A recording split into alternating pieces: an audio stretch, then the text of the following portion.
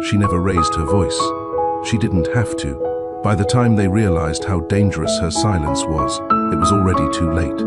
Welcome back to Mr. Charles Stories, where dignity never begs for attention. If you've ever been underestimated for choosing peace over performance, like this video, share your thoughts in the comments and stay with us. This is the story of Sorelle Vaughan, the woman the world tried to ignore, until she stood beside power and no one could look away. Story begins. The bell above the shop door chimed softly every time someone entered. On most days, only a few did. The Vaughan bookshop on South Orange Avenue wasn't flashy. It didn't have modern shelves or glossy covers on display. Most of the books were second-hand, some were out of print, all were meaningful. That was how her father ran things. People don't buy books for noise, he would say. They buy them for quiet answers. Sorelle Vaughan grew up believing that.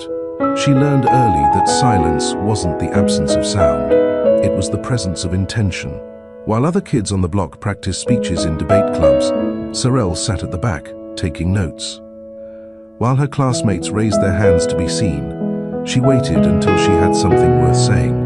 And when she finally spoke, people listened, not because she was loud, because she'd already thought 10 steps ahead. Her father, Emery Vaughan, taught her to speak when it mattered and to walk away when it didn't. He was widowed young, raised Sorelle alone, ran the shop by day, read with her by night. She remembered being 9 years old, sitting cross-legged on the floor beside the cash counter, reading The Souls of Black Folk while he quietly restocked the shelves. He didn't praise her often. When he did, it sounded like, "You thought that through," or "You saw what others missed," or sometimes simply, "Good." That was enough. Sorelle never needed applause. She needed clarity, and she got it. By the time she reached high school, Sorelle was reading policy papers, not romance novels. She wrote essays that startled professors. She interned in local government offices at 17, listening more than she spoke, always watching how power moved in a room. At Rutgers, she finished her degree in public policy in 3 years, then earned a master in social infrastructure while working part-time at a women's equity non-profit. She was never the one standing on stages. She was the one writing the speeches the people on stage were reciting. At 24, Sorelle Vaughan became the youngest independent researcher to be invited to testify before the New Jersey State Committee on Urban Equity Reform. She wore a simple black suit, no jewelry, no makeup. She didn't tell personal stories. She showed numbers, cited root causes, offered policy-based solutions that didn't blame but corrected. And when a senator tried to interrupt her mid-point, she paused, blinked once, and said calmly, "I'll wait," and the room went still. What Sorelle didn't expect was how that testimony would ripple. Suddenly, news outlets requested interviews, magazines asked for quotes, podcasts wanted her voice. She declined most. "I'm not interested in fame," she told one host. "I'm interested in solutions." And that's when he noticed her. His name was Daxon Morell, CEO of one of the largest commercial real estate firms on the East Coast, Forbes 40 Under 40. Widely photographed, perfectly tailored suits, fast-talking charisma, and a signature watch line worth more than some annual salaries. He'd been in the audience at the state committee testimony, quietly seated in the back, arms folded, eyes fixed. It wasn't her voice that drew him. It was the fact that she didn't try to impress anyone. He approached her 3 weeks later at a post-panel mixer. "I liked how you didn't explain your intelligence," he said. "Most people waste time doing that." She looked up from her glass of soda and said, "Most people are performing. I'm not." He laughed. "I noticed." Their conversation lasted 11 minutes. He asked for her number. She said she didn't give it out easily. He left her a card instead, handwritten on the back, "Dinner, no press, no pressure. You pick the time." She didn't call. Not for 3 days. Then she texted, "Next Tuesday, 7 p.m, Nolita, quiet place." Dinner was, in fact, quiet. He didn't interrupt. She didn't overshare. They spoke about city design, zoning failures, tax loopholes, and what affordable housing should really mean. When he walked her to her car, he didn't try to kiss her. He said, "This is the first time I've had a conversation that didn't feel like a chess game." She smiled once. Maybe it still was. By their fourth date, he was smitten. By the sixth, he said, "I'm going to marry you." Cyril blinked. "We haven't even disagreed yet." "That's the part I'm waiting for," he replied. She didn't laugh, but that was the moment she realized she liked him. Their courtship was fast, 6 months. The wedding was elegant and quiet. No press invites, just 40 people. Her father cried once during the father-daughter dance. She kissed his cheek and said, "You taught me how to pick calm." He whispered, "You chose well, baby." And she thought she had. But by their 1-year anniversary, she noticed something shift. Daxon stopped asking about her work. He started using phrases like, "You think too hard about things." "Babe, it's just dinner, not a dissertation. You're always quiet when people are around. That makes you look cold." At first, she dismissed it as stress. Then it became consistent. He bought her expensive jewelry she didn't need, stopped showing up at small policy events she invited him to, started going to more working retreats with only his assistant present. When she asked where he'd be, he'd kiss her forehead and say, "Still studying me, Professor Vaughan?" She said nothing, not because she was unsure, but because she already saw the pattern. And yet, she didn't react. She didn't confront. She observed. She remembered what her father taught her. When someone's trying to provoke you, your silence starves their performance. So she went silent, and Daxon started getting nervous. By month 14 of their marriage, Cyril Vaughan stopped asking questions Daxon never answered. She had learned that silence made some men louder, desperate to control the room they no longer understood. So she let him talk. "I think we need a vacation," he suggested one morning, while tightening his cufflinks in front of the mirror. "Just us. Somewhere quiet. You like quiet." She glanced at him from her side of the bed. "You've had 3 in the past 5 months." He smirked. "I said us, not me." She didn't respond. Instead, she returned to her tablet, scanning housing reform data from the latest Newark pilot program she was helping restructure. The silence unnerved him, but he didn't say so. That evening, he didn't come home for dinner. No text, no voicemail, no apology. At 10:17 p.m., she received a notification from a social column blog. "Seen tonight. Billionaire. Developer Daxon Morell leaves Midtown Lounge with longtime assistant Crescent Vale." No statement, no denial, just a photo. Her husband walking half a step ahead of his assistant, Crescent's hand on his elbow. The caption read, "Trusted aid or something more." Cyril didn't flinch. She closed the article. She opened her laptop, and she worked. Crescent Vale had joined Morell Holdings 2 years before Cyril entered the picture. Early 30s. Ambitious. Always nearby. The kind of assistant who managed everything except his conscience. There were whispers. Among staff. Among stylists. Even among social acquaintances. Cyril noticed things long before the internet did. New rings. Changed perfume. Sudden absences from scheduled team reviews. But again, she said nothing. Not because she was blind. Because she was calculating. Silence, after all, left no trail. But it did leave memory. And she had a long one. Weeks passed. The headlines cooled. Crescent remained in her husband's orbit, in meetings, on flights, at corporate events. But one morning, a quiet shift occurred. The board of trustees for the Global Equity Foundation contacted Cyril directly, not as Daxon's wife, not as an accessory, as a woman with her own resume. She'd been nominated as co-chair for a strategic committee on global urban equity reform, a position reserved only for people with real work. Quiet credibility, visible impact. She didn't rush to accept. She sent follow-up questions, asked for a breakdown of the strategic timelines, and requested a non-disclosure clause to be added for internal operations. They were stunned and impressed. They added her name to the press release the next morning. The announcement went live at 7 a.m. By 7:42 a.m., her name was trending. Cyril Vaughan to co-chair Global Equity Board. A new power rising? No interview, no tweet. Just results. Dignity is the new influence. A leaked photo from Brussels surfaced by noon.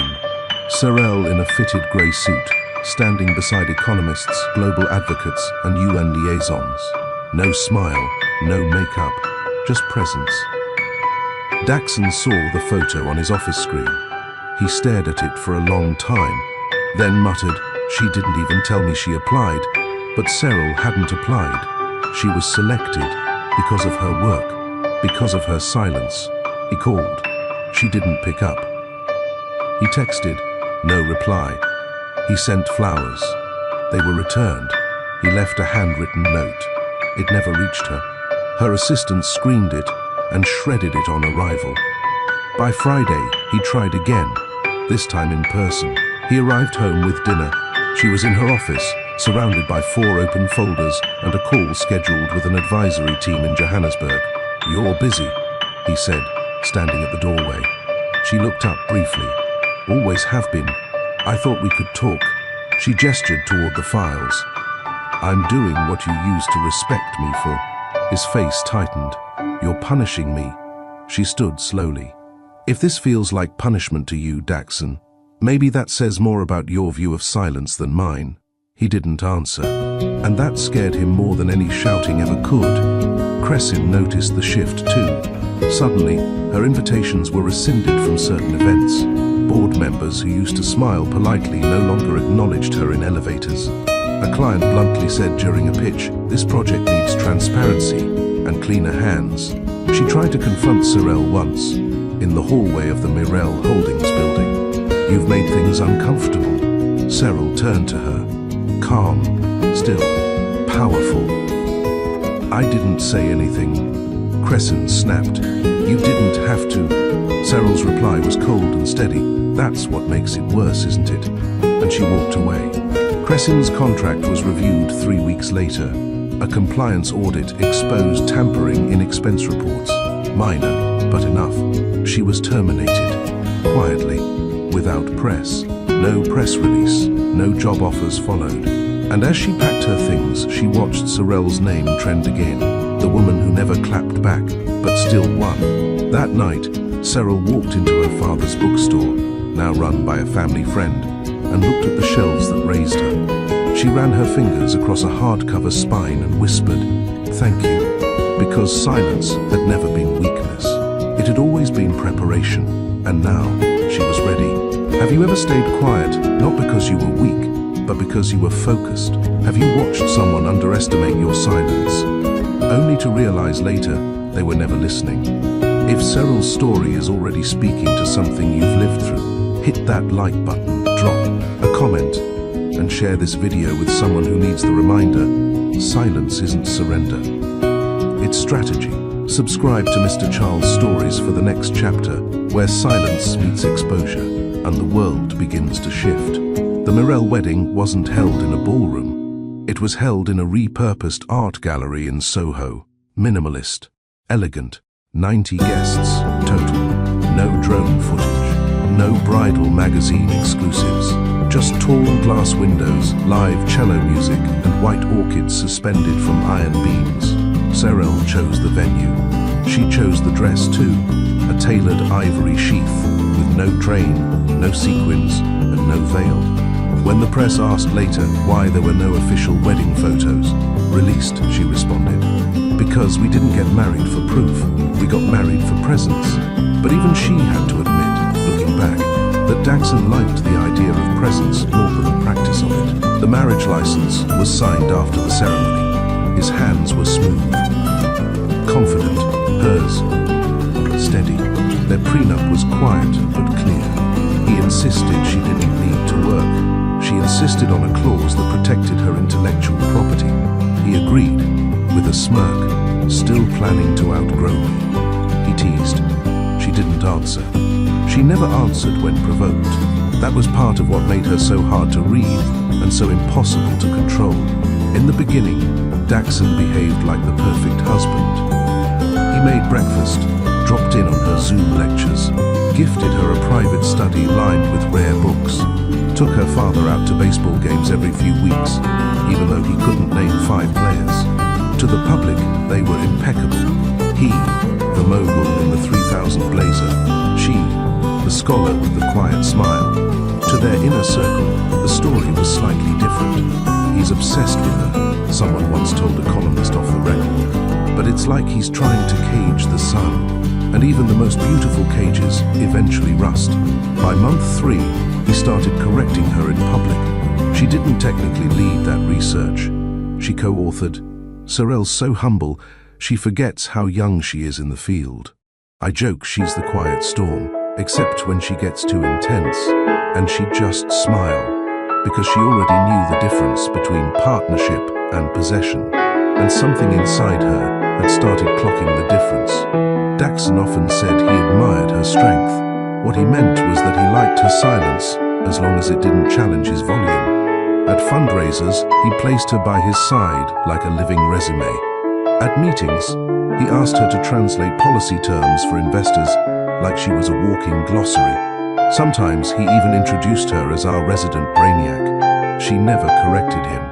She corrected his paperwork instead. Behind the scenes, Cyril saved him from legal missteps, zoning loopholes, and PR disasters. But her name was never on the documents, only her fingerprints. And he liked it that way. The first time she realized something had shifted was during a dinner at a rooftop event. A donor leaned in and said, "You must be so proud of what Daxon's done. Men like him need women like you. Quiet, solid, uncomplicated." She blinked once, then said, "And systems like these depend on women like me not responding to that." The table went quiet. Daxon laughed too quickly. "That's my Cyril. Always got a line in her pocket." She looked at him calmly. That one wasn't rehearsed. He squeezed her knee under the table. "Don't ruin the vibe, babe." That night, she started documenting things. Not in a legal sense, in a Cyril sense. She took notes on tone, on language shifts, on disappearing files. She began comparing schedules against press releases. She noted who was present when Crescen's name appeared where it shouldn't. And most of all, she listened, not for apologies, for patterns, because patterns never lie, even when people do. Her father visited that weekend. They sat on the bookstore floor after hours, eating grapes from a paper bag, surrounded by used books and old receipts. "Is he good to you?" he asked. She hesitated. "He's generous." Her father nodded slowly. "That's not what I asked." Cyril looked down at her hands. "He likes being seen beside me. He used to see me." Emery Vaughan sighed through his nose, then placed a book in her lap. It was their eyes were watching God. She flipped to the inside cover. He'd underlined one line in black pen. "There are years that ask questions and years that answer." She didn't cry, but her hands stayed on that page a long time. A few days later, she was invited to speak, not on behalf of Daxon's foundation, but for a closed-door strategy session on gender policy in city planning. She said yes. Daxon shrugged when she told him, "As long as it doesn't interfere with the gala next week. It's on a Wednesday morning." He nodded. "Then we're fine." That was it. No encouragement, no questions, no interest. And that's when she realized he no longer felt like her partner. He felt like her employer, one who wanted her brilliant, but not too visible. A month later, at that gala, she wore a charcoal gown. No slit, high neckline, low bun. He wore his usual designer tux and trademark grin. They posed for photos. The press labeled them power couple. No one saw how his fingers tightened slightly on her waist after she declined to toast him on stage. No one heard him whisper, "A little gratitude wouldn't kill you." She replied with one word, noted. At home, he poured a drink. "You embarrassed me tonight." "I protected my integrity," she said. "Do you think you're above all this now?" She met his eyes.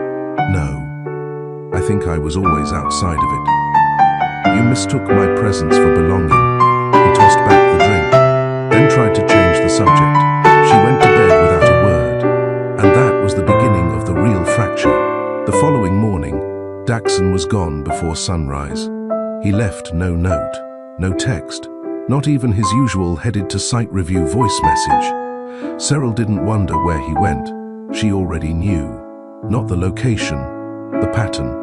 When a man no longer respects your voice, he starts avoiding your silence. Because silence forces reflection. And Daxon wasn't built for reflection. By 10 a.m., she was in a conference room downtown with 4 women she admired. Architects, city planners, social economists. They were discussing ways to redesign urban transit for female safety. No photographers, no PR, just work. When Cyril spoke, she noticed something she hadn't felt in months. She was heard.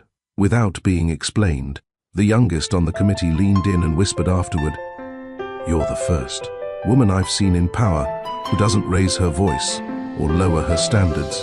Cyril smiled. That's not power, that's clarity. Meanwhile, Daxon was photographed at a luxury brunch in Montauk. Crescent Vale sat 3 seats to his left. In the photo, they weren't touching, but the lean between them told a fuller story. The article didn't accuse, it implied. That's how reputations bend before they break. That night, Cyril made dinner. She set 2 plates, sat down alone, ate slowly. At 9:26 p.m., the front door opened. He smelled like mint and cologne. New jacket, polished shoes. "Long day," he muttered, kissing the top of her head like a checkbox. She nodded. "Did you see the article?" He paused. "Which one?" She didn't answer. Just reached into her folder and slid a document across the table. It wasn't a threat. It was a policy brief. Her latest submission to the Global Equity Committee. He glanced at it. "You're still going through with that?" "I already went through. This is the next phase." He said nothing. She kept eating. Crescent, on the other hand, was not quiet. She had begun referring to herself internally as integral. She briefed Daxon before meetings, spoke for him when reporters called, even corrected an investor once when he quoted Cyril's name instead of Daxon's. That was her framework, the investor said. Crescent cut in. "No, it was adapted by our legal team. It wasn't." But Daxon didn't correct her. And Cyril saw it all. At the next board event, Cyril entered alone. Daxon was delayed. Crescent arrived early. One of the foundation members whispered to Cyril as they took their seats, "We don't know how you tolerate her presence." Cyril said calmly, "She's not my consequence, she's his." Later that week, she prepared a keynote for a leadership summit in San Diego. She'd be speaking about dignity as infrastructure, how societies collapse when self-worth is systematically undermined. Daxon offered to fly with her. She declined. When he asked why, she said, "Because some stories are lighter when flown alone." On the flight, she reviewed her speech, then closed her laptop and stared out the window. In her heart, she wasn't broken. She was sorting, not pain. Truth. Back in New York, Daxon hosted a panel for rising real estate leaders. Crescent was there, seated beside him. One of the guests, a sharp young developer named Mallory, asked, "How do you balance leadership with personal accountability?" Daxon hesitated. "Well, leadership is accountability," Mallory smiled. "Then how do you show that outside of your team's success?" He shifted. "By letting the work speak for itself." Crescent jumped in. "Daxon's private life is irrelevant here." Mallory paused, then said bluntly, "Power without integrity always comes apart eventually." The room shifted, and for the first time, Daxon realized not all rooms respected his silence. Meanwhile, Cyril stood before 3,000 leaders in San Diego. She didn't open with stats, or a joke, or even an anecdote. She began with a sentence that quieted the auditorium. "Respect is confirmed by what you do when no one is clapping." The silence afterward wasn't empty. It was sacred. And when the applause finally came, it wasn't explosive. It was rising, from the back, forward, like recognition coming home. Crescent saw the speech on her phone the next morning. She was seated alone in a cafe. No calls, No replies. No invites. She clicked the headline, Cyril Vaughan, the woman who let silence speak. The comments underneath were brutal. She's what Cressin thought she was. Daxon fumbled global gold. This is what strength looks like without performance. And for the first time, Cressin realized something that shook her. She'd never been chosen. She'd just been convenient. And now, even that wasn't needed. When Daxon returned home, Cyril was reading. He stood in the doorway and watched her for a moment, then said, "They're saying I've been replaced." She didn't look up. "You were never in competition." He crossed the room, sat across from her. "I miss us." She turned the page. "You miss control." He asked, "Is it too late to fix it?" She finally looked at him. Late is different from finished. You'll have to decide which one you're dealing with. The invitations started changing. First, the font. Cyril noticed it immediately. Cleaner, more modern, more brand conscious. Then the name order. No longer Mr. and Mrs. Mirel. Now it read, Daxon Mirel, CEO, Mirel Holdings +1. And Cyril, once listed beside him by name, now floated as a silent afterthought. If she hadn't been raised by Emery Vaughan, she might have questioned herself. Instead, she just read deeper. She saw the rotation of dinner guests, the media tags that skipped her, the foundation events where her seat was no longer at the central table, but one row behind. And Cressin Vale, she was front and center, every time. Not loudly, not dramatically, just present. Daxon tried to spin it as strategy. "She's better at media positioning," he said. "And you've been avoiding the spotlight anyway." Cyril tilted her head. "You mean I don't perform?" He smirked. "Same thing in this world." She didn't argue. She documented. It wasn't just her exclusion. It was the pattern of who replaced her. Cressin was on the list for Paris, for Hong Kong, for Aspen. On one trip, Cyril received a forwarded itinerary from a mutual acquaintance, a journalist she trusted. "Is this true?" The message asked. The attachment was labeled Mirel Holdings Strategic Expansion Retreat, Executive Team List. Page 2 listed 6 names, all men. And Cressin Vale, marked Deputy Operations. Cyril had never seen that title before. She replied with only 3 words, "It's being noted." At a charity benefit in Manhattan, things became unmistakable. Cyril entered alone, dressed in emerald satin, hair pulled into a low twist. She wasn't trying to be seen, but people still noticed. They always had. Daxon was already there. Cressin stood beside him. Black cocktail dress, soft laugh, hand grazing his arm as he spoke to donors. One reporter turned to Cyril and whispered, "I know we're not supposed to ask, but is this your quiet divorce phase?" Cyril looked at her without blinking. "This is the phase where silence builds what noise tries to hide." The reporter said nothing else. During dinner, Cressin took the mic for a short welcome. She said, "Tonight is about presence, about building things that matter, together." Cyril raised her glass and whispered under her breath, "Then you should have built your own." Someone across the table heard her, a prominent civic chair. He didn't smile. He nodded. She wasn't the only one watching. The next day, an anonymous blog posted a blind item. Real estate tycoon leans on longtime aide, while wife remains the class act in rooms they both once shared. No names, but everyone knew. The fallout began quietly. A board member resigned from one of Daxon's ventures, citing ethical misalignment. A contract renewal with a prominent European firm stalled after Cyril refused to endorse it. And a whisper campaign began to follow Cressin's appearances. Did she take that role or take her place? The line blurred, and reputations don't survive blur for long. Back at home, Cyril prepared for a speaking engagement in Geneva, Global Women in Governance. Daxon watched her pack. "Do you ever stop moving?" he asked. She zipped the bag calmly. "Do you ever stop watching?" He tried again. "This is getting ugly." She nodded. "That's what happens when you decorate rot." In Geneva, she sat on a panel with 2 heads of state, one Nobel laureate and an activist who had been jailed for a decade before reforming national policy. She wasn't out of place. In fact, she anchored the panel. Her answers weren't dazzling. They were decisive. Her final quote was clipped by an international journalist and reshared over 200,000 times in 24 hours. Power doesn't decay because of opposition. It decays when those holding it refuse to tell the truth to themselves. Cressin watched the clip in her apartment, alone, with dinner cold on the table. For the first time, she said it out loud. She's not going away. Back in New York, Mirel Holdings lost a secondary investor, no reason given. But the grapevine buzzed. She was always the soul of his polish.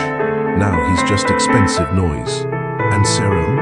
She never commented, never addressed the rumors, never clapped back. She worked, she led, she rose, and the silence spoke louder every day. Cyril sat in the back seat of a black sedan, headed to a closed-door strategy dinner hosted by the World Policy Forum. No cameras, no nameplates, just 12 voices selected for their influence, not their following. She was the only one under 40 in the room, and yet no one spoke over her. Not because she demanded attention, but because she used hers sparingly. Each comment she made had the weight of restraint behind it, the kind of weight that made even seasoned politicians pause before responding. She wasn't here to compete. She was here to recalibrate.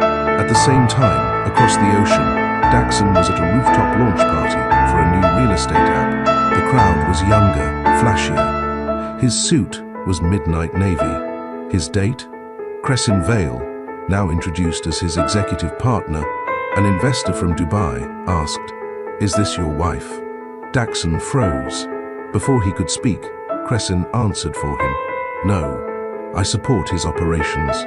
She supports the headlines." He smiled, weakly, but something in the air shifted.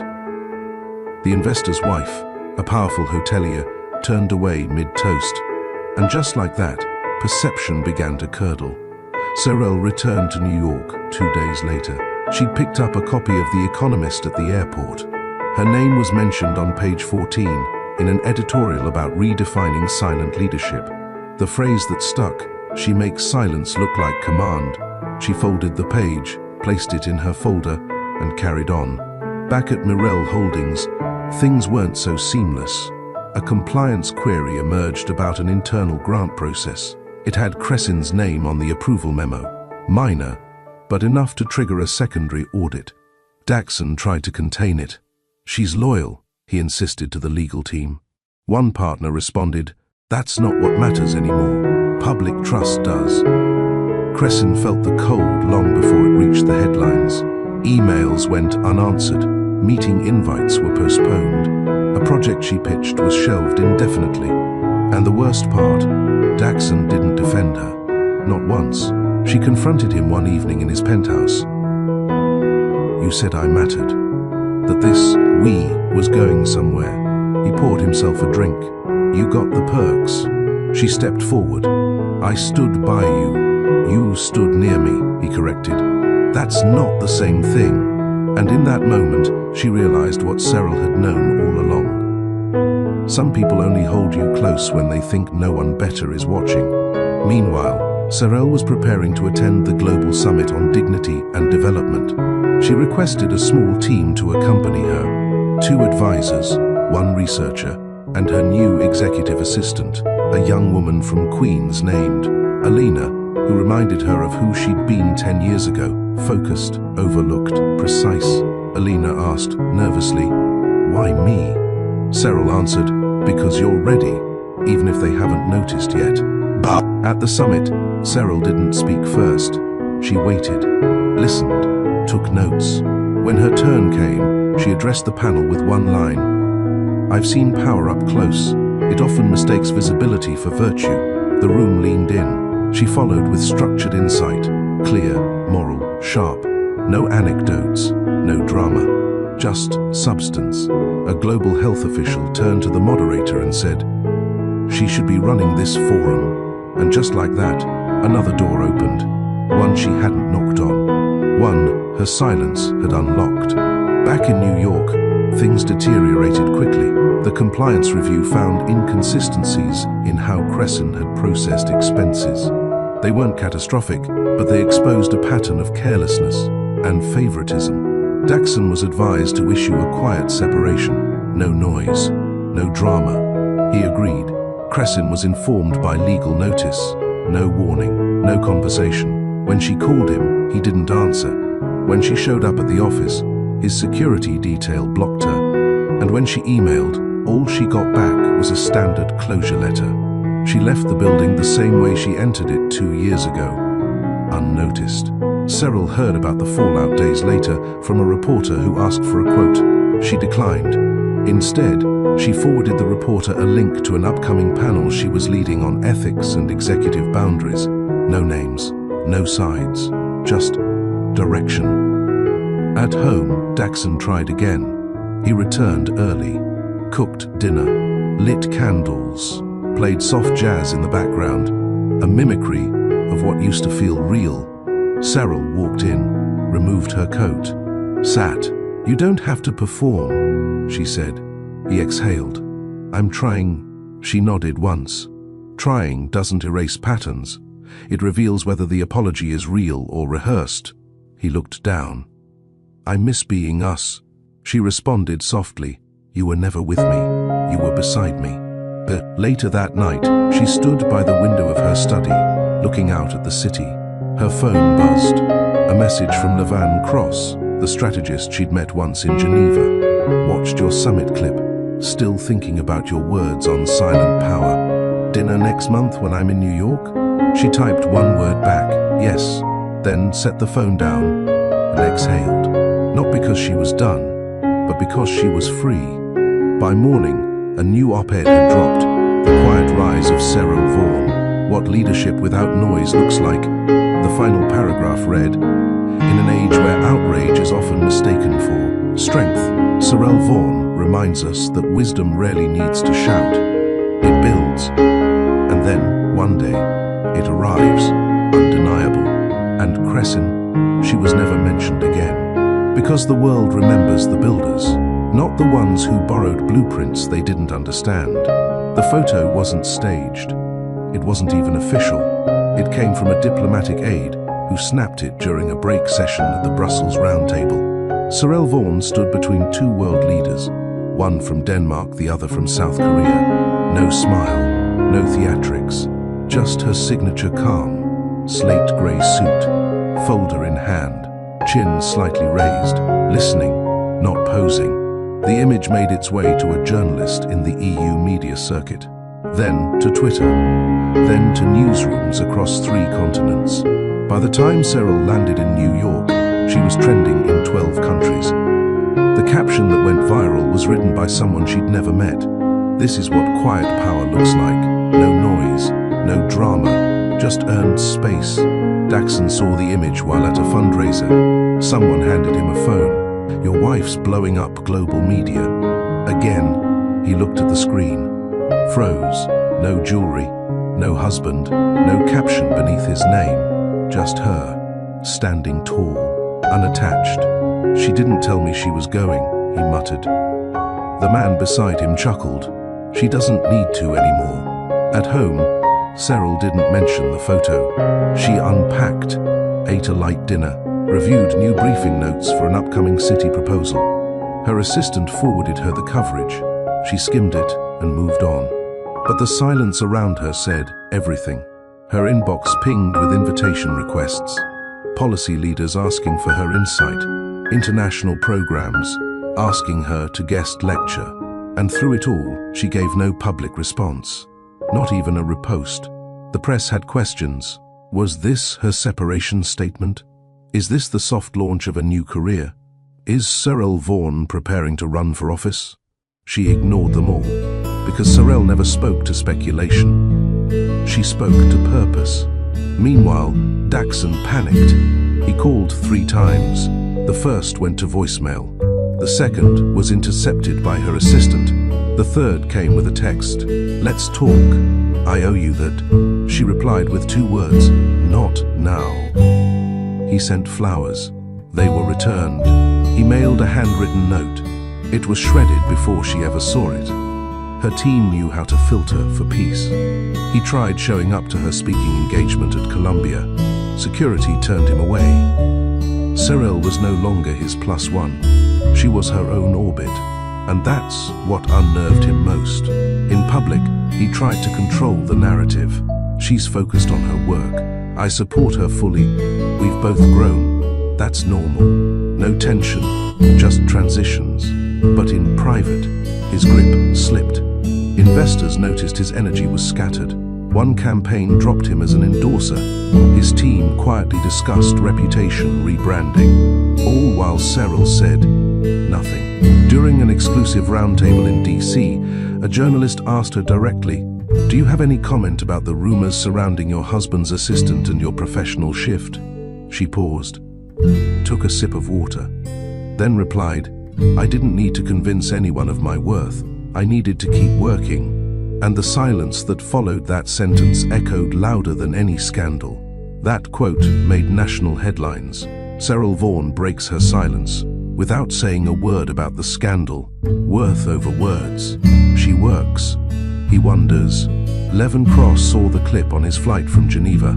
He smiled to himself and whispered, "She's not building a brand. She's restoring a standard." Back in New York, Cyril walked through the doors of a renovated education center in Harlem, one she'd funded anonymously years before. She greeted the staff, checked on the upgrades, and spoke with a group of teen girls who were studying urban planning models. One of them, barely 17, looked at her with wide eyes. "Is it true you didn't yell once through everything?" Cyril smiled gently. "It's not that I didn't want to. I just decided I'd rather spend my voice on building than burning." The girl nodded. "I want to learn how to do that too." Cyril placed a hand on her shoulder. "Start by choosing what deserves your energy. Most things don't." That night, her father called. He didn't mention the headlines, or Daxon, or the photograph. He simply said, "You okay?" She replied, "I'm clear." He chuckled. "That's better than okay." Elsewhere, Daxon attended an invite-only mixer with limited cameras. But someone still caught him in a corner, drink in hand, talking fast, Cressin beside him looking out of place. The image surfaced hours later. The caption, "He's still explaining. She's already working." Cressin noticed the mood shift too. People were cordial but distant. A few didn't look her in the eye. One of the wives of a major funder said flatly, "Loyalty isn't just a brand word, it's a filter," and then walked off. That night, Cressin asked Daxon, "Are you going to fix this?" He didn't answer. He just stared at his phone, at Cyril's face on another news segment. No scandal, no defense, no drama, just results. And all he could think was, he had her. And now the world knew what he lost. A week after the Brussels photo went viral, Cyril Vaughan's name was officially added to the leadership slate for the World Forum on Strategic Global Development. She hadn't applied, hadn't campaigned, hadn't even publicly confirmed her interest. They chose her because her work spoke louder than any self-nomination. She'd built her reputation the same way she built her arguments, slowly, precisely, and with no wasted energy. She was no longer the billionaire's wife. She was the one people rearranged tables for. Daxon, meanwhile, found himself shrinking in rooms where he used to expand. At a downtown investor brunch, the murmurs had shifted. "You think she's running for office? She's bigger than him now, isn't she? She's not even fighting. That's what makes this worse." Someone leaned in and asked him, "You proud of your wife?" He raised his glass. Always, but the strain in his jaw told the truth. At home, Cyril moved differently now, not with pride, but with detachment. The hurt had stopped stinging. Now, it simply taught her what not to return to. They shared the same house, but not the same life. He came and went. She rose and moved forward. At night, her reading light stayed on long after he fell asleep. Sometimes she slept in her study, not out of anger, but out of clarity. She didn't need space. She had created her own peace. One night, while preparing slides for a digital roundtable, her assistant forwarded a notification. Mirel Holdings accused of inflated bidding practices in Midtown project. Cyril raised a brow. She knew nothing about the project. She wasn't asked, wasn't involved, wasn't copied. But her name, due to past association, was still being included in early reports. She drafted a single-sentence statement and posted it on her professional page. I have no affiliation with the Midtown initiative under review and have not contributed to its development. No drama, no defense. But her inbox filled up with quiet applause. In response, Daxon issued a public clarification. Cyril has her own independent work streams and is not associated with this project. It was the first time in years he'd publicly acknowledged her work as separate from his brand. But to many, it sounded like too little, too late. At a women's leadership panel, a moderator asked Cyril, "How did you stay calm through what many would have responded to with fire?" Cyril said simply, "Because fire consumes. I needed to build." Back at Mirel Holdings, tension brewed. 2 longtime advisors resigned. Whispers circulated about potential board restructuring. And rumors emerged that several firms were quietly pulling out of deals associated with Daxon's assistant's signature. He knew what that meant. The rot had reached the center, and he no longer had Cyril to buffer it. Cressin tried to fix it. She arranged interviews, prepped damage control, drafted talking points, but the press wasn't interested in hearing from her. They wanted to talk to the woman who wasn't talking, the one who kept rising. And so, Cressin became invisible again. This time, not because she was excluded, because she was exhausted. She'd spent so long being a shadow that she forgot how to stand on her own. One night, while leaving the building, Cressin saw Cyril in the lobby. No cameras, no audience, just 2 women, one composed, one unraveling. Cressin walked up, unsure. Cyril met her eyes, expression unreadable. Cressin said quietly, "You win." Cyril replied, "I wasn't playing," and walked away. In a Midtown bookstore, one not far from where her fathers used to be, Cyril gave a private talk to a group of young policy students. She told them this: "If you spend your life responding to every insult, you'll run out of energy to build anything worth defending. Choose what you answer and who deserves your silence." The clip went viral again, and this time, the comments weren't just about her marriage. They were about her method. People weren't just watching her story, they were studying it. The following day, her assistant brought in a thick envelope from the Office of National Strategy and Reform. They were inviting her to consult on the Women's Economic Development Bill, the most ambitious policy movement of the decade, a place only reserved for those with unimpeachable credibility. She read the offer, then looked up and said, "Draft my acceptance," quietly. That night, Daxon came home early. He sat across from her at the dinner table. No performance, no wine, no script. He looked tired, smaller, real. "I saw your name on the National Policy Board," he said. She nodded. He added, "They didn't mention me once." She met his gaze. "That's the first time you've admitted that bothers you." He swallowed hard. "I didn't know you'd rise like this." She didn't blink. "I always would have. You just assumed I wouldn't without your name next to mine." He asked her then, "Do you hate me?" She said gently, "No." I healed, then stood, collected her notes, and left the table, not as a punishment, as a boundary. He remained seated, still unsure when he lost her, not realizing it wasn't the headlines that ended them. It was the years he ignored her silence. And now? Now, the world had stopped ignoring her. Because while he tried to outshine, she simply outlasted. The Geneva Forum wasn't televised. No press, no photographers. It was invite only. Closed session.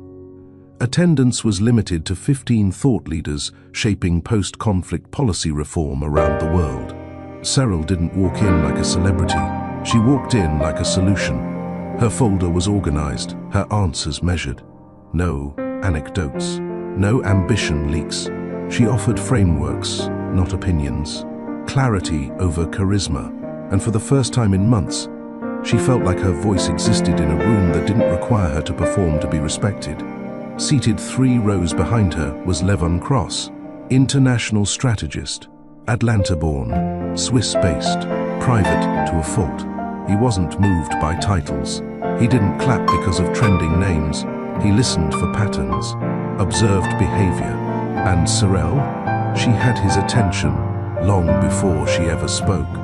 It was the way she turned slightly toward every speaker, never interrupting but always prepared to add value. It was the way she refused to recite talking points, but still carried the room with her logic. And when she finally spoke, outlining how small cities were scaling education access through neighborhood-led infrastructure, Levon didn't just hear brilliance. He heard alignment. After the session, there was a tea break, casual networking, small clusters forming. He approached without a drink in hand. No scripted opener, no introduction filled with titles. He simply stood beside her and said, "You made people think without trying to make them like you. That's rare." She glanced up. "You don't usually hear that as a compliment. That's because most people are rewarded for being liked, not being useful." She gave a small nod. "And you?" He smiled slightly. "I tend to remember the ones who aren't performing." They spoke for 24 minutes about design theory, global inequity, and the politics of silence. He never asked about her husband. She never offered context. When the forum reconvened, he said, "Maybe next time we're both in New York, you'd allow me to continue the conversation?"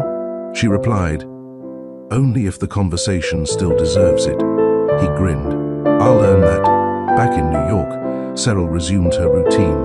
Meetings, strategy calls, quiet mentorship. Her phone buzzed one afternoon. Message from a Swiss number, returning to NY next month.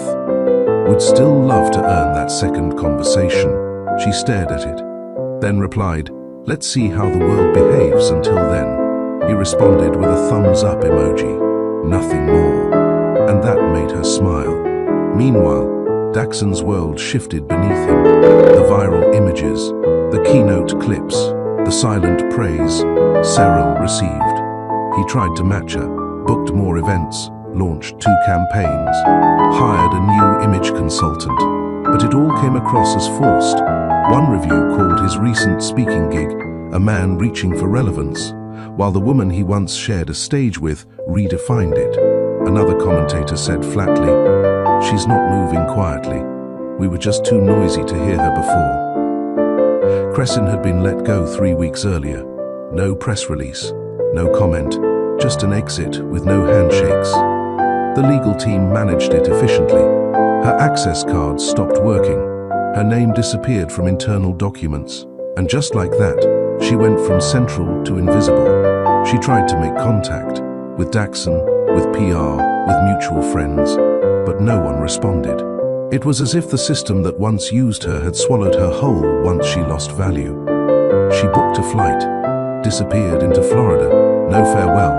And Daxon? He sat in his penthouse one night, watching a clip of Sorrel from Geneva. The way she paused between points, the way leaders deferred to her. He whispered to himself, "I married that," then said aloud, "And I wasted it." Cyril received a small card in the mail. No return address. Inside, "You are being watched." And not by the ones who used to watch him. There was no signature, but she knew it was Levan. And for once, being watched didn't feel invasive. It felt like being seen. The second time they met was a cafe near the Met. Neutral ground. 2 p.m. on a Thursday. Levan wore no suit, no agenda. Cyril brought no files, no schedule. They sat for 90 minutes, talked about transition economies, education debt traps, and the difference between being chosen and being useful. At one point he asked gently, "Do you still believe people are worth trusting after all you've experienced?" She looked at him, thought for a moment, then said, "I believe people are worth respecting. Trust takes more than time. It takes consistency." He nodded. "And how do you define consistency?" She answered, "You don't disappear when it stops benefiting you." He smiled. "Then I hope you'll let me keep showing up." They didn't kiss. There was no need, because not all connections start with fireworks. Some begin with a shared silence that feels like home. When she returned home that evening, she found Daxon sitting in the living room, lights dimmed, a glass of scotch in hand. He said, "You were with someone." She paused, removed her scarf. "I was with someone who asked better questions." He didn't reply. She walked past him, calm, and he knew this wasn't a threat. It was a beginning she didn't need to announce. Later that week, a major policy foundation asked Sorel to lead their annual summit. Their pitch was simple. "You are no longer the footnote, you are the framework." She agreed, on one condition: no sponsors, no distractions, just solutions. They nodded, and then asked her to choose the opening keynote speaker. She sent them a name, Levan Cross. When they asked why, she said, "Because he's been listening longer than most have been talking." The summit hall held over 1,000 people, yet when Sorel stepped to the podium, the silence felt personal. No light shows, no dramatic music, just her, a mic, and a blank stage. The moderator introduced her as a woman who made the world listen by choosing not to shout. She took a breath, then began. "I've been called composed, distant, strong, cold, brilliant, reserved. But rarely have I been asked what I choose to be." She paused. "I choose to be clear." That line landed like a weight. People didn't blink. They leaned in. "I choose to work instead of defend, to build instead of burn. And when I am silent, it is not because I have no answer. It is because the question is not worth my voice." Applause, not thunderous, but rising, like steady approval from people who understood. She nodded once, continued. Backstage, Levan stood watching. No camera on him, no press hovering, but his posture was still, hands folded, shoulders relaxed, eyes focused on her. Not the moment, not the reaction, her. When she stepped off stage, he handed her a glass of water. You didn't need to earn that room. She took it. That's what makes it feel earned. They shared a smile, a silent understanding, and nothing more. That evening, she returned home to find a note slipped under her door. Daxon's handwriting. "You're becoming a story I no longer recognize. But I remember the beginning. I wish I had protected the middle." She folded the note, placed it in a drawer, didn't respond, because some messages are meant to be remembered, not replied to. In the following weeks, invitations poured in. Guest lectures, think tanks, journal editorials. But Sorel declined most of them. She wasn't interested in fame. She was interested in structure, real solutions, quiet wins. She formed a working group with mid-level policy leaders, many of them overlooked, women, and began mapping what she called legacy infrastructure initiatives. No logos, no names printed in gold, just real plans, measurable goals. It wasn't about taking space. It was about making it hold weight. Levan visited New York again. No press release, no high-end dinner. They met at a garden cafe in Brooklyn, under a tree. No tablecloth, no driver waiting. "You've been quieter," he noted. She sipped her tea. "Because I'm clearer," he smiled. "And clarity has no audience." "No," she said. "Clarity chooses its audience." They sat in silence for a moment. Then he asked, "Do you ever miss the noise?" She turned her head. "I miss being loved without being managed." His face didn't flinch. He said, "I don't want to manage you." She looked at him, calm. "Then keep showing up, and don't ask me to shrink." He nodded. "I wouldn't even try." They walked through the park afterward. No hand-holding, no posing. Just two people exchanging presents without pressure. At one point, a child ran past, chasing a kite. Sorel watched the string twist, then whispered, "Not everything that flies needs a stage." Levan glanced sideways. "And not everything that falls was ever grounded in the first place." She raised a brow. "You read poetry?" He shrugged. "I read silence." Same thing. And she smiled, not wide, but full. Back home, Cyril found Daxon in the study, a space that had once been hers. He stood, closed the file in his hand. "I didn't know you were back." "I didn't announce it." He studied her for a moment. "You're different." "No," she said. "I'm consistent. You're just seeing me without your shadow." His mouth opened, closed. Then, "I miss who we used to be." She nodded. "I miss who you promised to be." He stepped forward. "Is there anything left?" She met his eyes. Steady, kind, no. "But there's no hatred either." He swallowed. "You loved me once. I still do, but differently. I love you the way I love old versions of myself, with respect, not return." And she walked past him. No slam, no rage, no storm, just clarity. Again, 2 weeks later, she and Levin hosted a quiet roundtable. No stage, just folding chairs and name cards. The topic, sustainable presence in power. One woman asked Cyril, "How did you rebuild your credibility after being overshadowed?" Cyril answered, "I didn't rebuild. I never lost it. I just stopped offering it to those who couldn't carry its weight." The room nodded, wrote it down. "And Levin?" He didn't speak much, but when she finished her final point, he said aloud, "Every empire that lasts is built in the years no one watches." Later, he walked her to her car. "You let me in slowly," he said. She replied, "Because I built slow. I won't let anyone crash through what took years to construct." He placed a hand over his heart. "Then I'll match your pace." And she believed him. Not because he said it, but because he'd already shown it. That night, Cyril reread the Brussels article, the one that had started it all. She smiled once, then closed the tab. And for the first time in a long while, she slept with the windows open. No alarms, no second guessing, just air and peace. Have you ever met someone who didn't try to fix you? They just stayed. Have you ever walked away from noise and found clarity waiting in the quiet?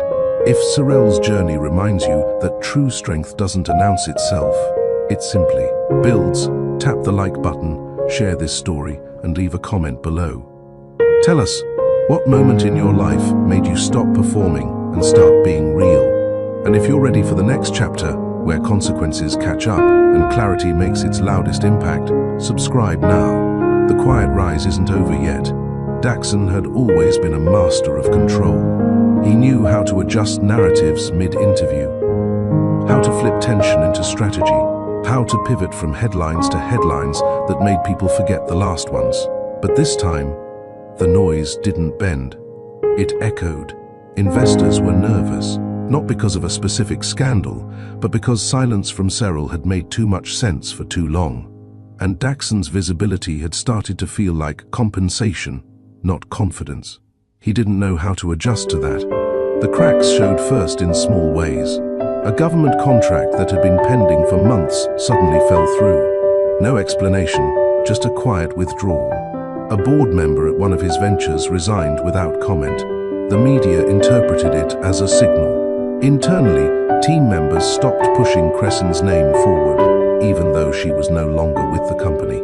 No one said her name. They just deleted her contributions from decks and started distancing her name from policy initiatives. Daxon noticed. He called his legal advisor. "Should we issue a public clarification?" The reply was clear. "You don't need a statement. You need trust, and you don't have it." Meanwhile, Cyril reviewed blueprints. Not of buildings, of systems. She was designing a policy accelerator that supported mid-level city workers trying to create change from within. Her new initiative would partner with public universities, state advisory, groups, and private donors who didn't want their names on billboards. She called it the Quiet Reform Fund. Someone asked her, "Why that name?" She replied, "Because the loudest revolutions don't always come with marches. Sometimes they sit at desks." In the middle of launching this initiative, she received an email from the Women's National Policy Journal. They wanted to feature her, not as the wife of, not as the woman who walked away, but as a builder. She agreed. During the interview, the editor asked, "What's the greatest cost of silence?" Cyril paused, then answered, "Being misunderstood by people who weren't listening in the first place." The quote became the cover line. Daxon saw the magazine. It was left on his desk by an intern. At first, he pushed it aside. Then he picked it up.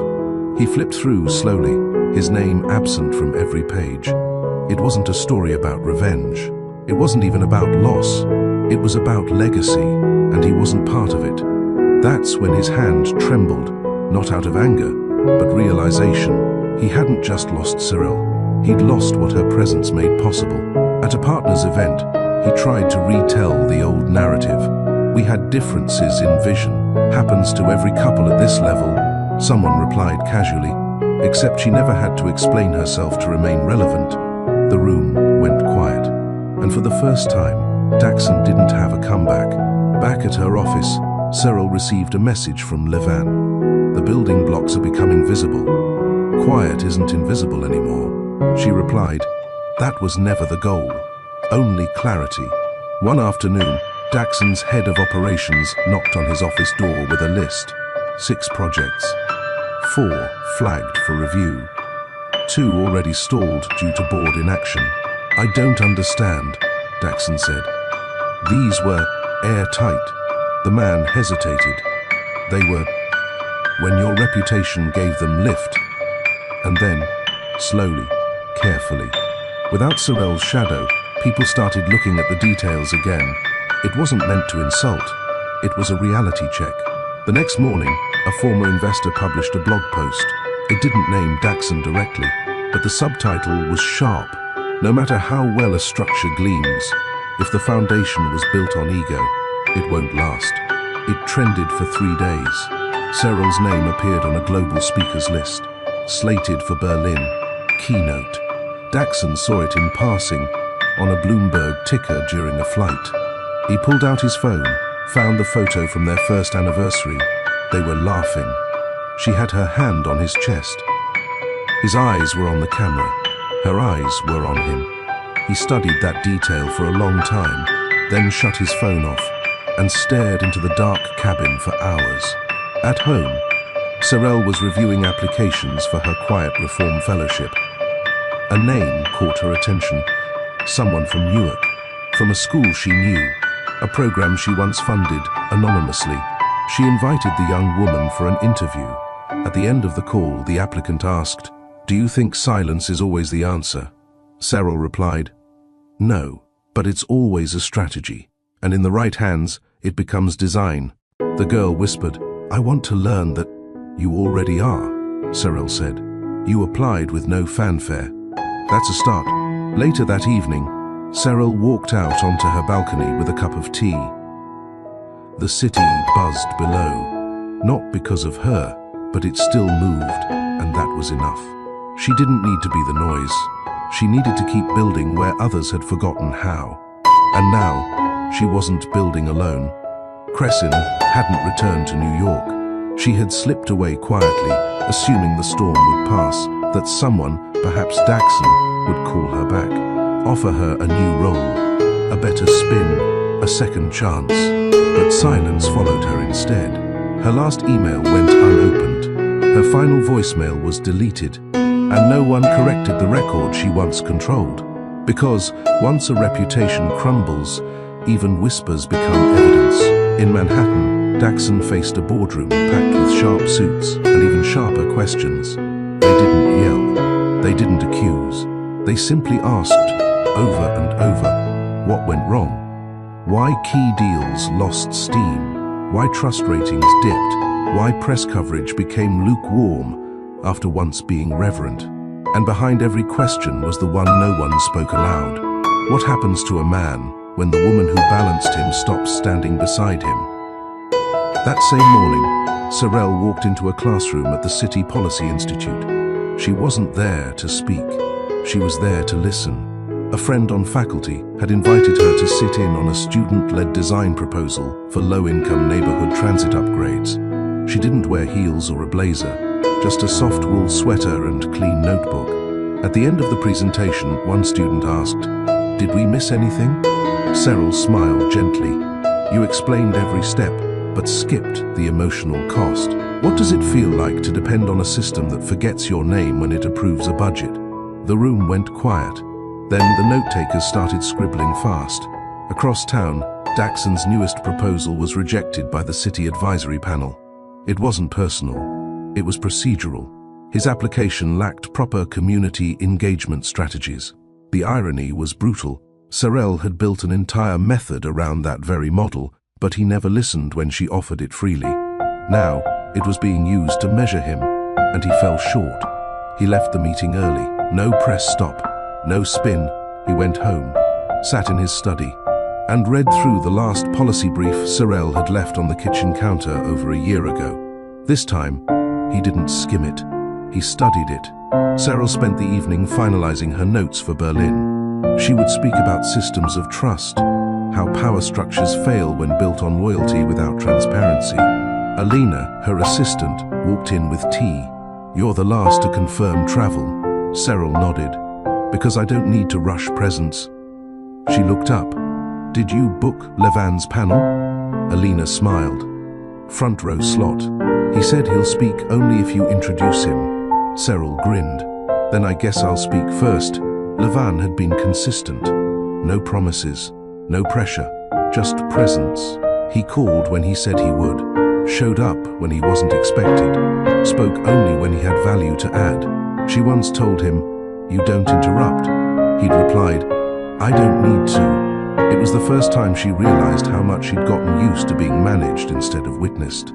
Back at Morel Holdings, Daxon's executive team called a retreat, not for planning, for reflection. 3 partnerships were hanging by threads. One was already gone. A new strategist was hired to clean up the brand, but every pitch came back to the same problem. There's no story people want to believe in anymore. That was the phrase that gutted him, because once she was that story, and he had made her invisible. That night, Daxon stood on his balcony, the same one where he once took calls, while Sorel sat inside, quietly mapping frameworks that no one thanked her for. Now, it was her name in journals, her voice in summits, her system in city models, his, an echo. He pulled out his phone, typed a message, then erased it, typed again, then sent, "They still ask about you, not us." "You." No reply. He stared at the screen for 15 minutes before putting it face down. Sorel saw the message. She didn't ignore it out of cruelty. She paused because she understood its purpose. It wasn't a question, it was a confession. She placed the phone down, finished her tea, then drafted her Berlin opening. You cannot unknow how you were treated once your silence made someone uncomfortable. And you cannot return to the rooms that asked you to be less so they could feel more.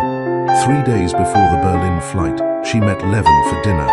No candles, no performance, just real plates, real food, real time. He said, "You haven't told me how it ends." She replied, "Because it doesn't. Stories like mine aren't about endings. They're about redefinitions." He nodded. "And your new definition?" She thought for a moment, then said, "Voice that doesn't chase microphones, presence that doesn't apologize, love that doesn't need to be louder than peace." Levin raised his glass. "To the quiet ones who never stopped building," and Sorel clinked it gently. "To the ones who learned how to stay."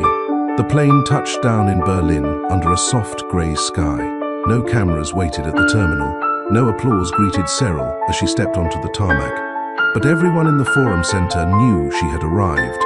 A quiet shuttle drove her to the conference venue. No escort, no entourage. Just her and a binder filled with timelines, case notes, and handwritten margin questions she still hadn't resolved. Outside the hotel, Levan was already waiting.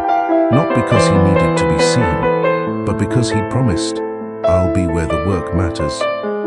And he was. He opened the car door for her, didn't rush a greeting. "Welcome," he said simply. She smiled. "I've already been welcomed, just not out loud." The Berlin conference was unlike any other. No red carpets, no VIP lounges, Just rooms filled with people serious about rebuilding justice systems in places where silence had long been mistaken for peace. Cyril's opening address was slotted between a Nobel Peace nominee and a woman who'd survived a corrupt war tribunal. She didn't try to outshine either. Instead, she offered a framework, 5 conditions for sustainable change. 1. Presence without applause. 2. Truth that doesn't require anger. 3. Boundaries held without force. 4. Silence that questions systems. 5. Love for the unseen impact. It wasn't a speech, it was a blueprint. And when she finished, the room stayed quiet for 10 full seconds. Then came the longest standing ovation of the day. Backstage, Levan waited. She sat beside him, took a breath. Did I go too theoretical? He shook his head. You made them remember what's possible when you don't rush to be heard. She leaned back. It feels different. What does? Being respected without being chased. That night, they shared a small dinner in a quiet restaurant away from the conference buzz. They didn't talk about policy. They talked about real things, where they were when they first learned disappointment, what silence meant in their homes growing up, who taught them to listen without waiting to speak. Levan said, "My father only spoke in full thoughts. If he didn't have one, he waited." Cyril smiled. "That sounds familiar." Levan asked her, "What about love?" She paused. "I thought it was something you protected by making yourself smaller. And now I know love should never make you less visible to yourself." He nodded. "Then I see you, clearly."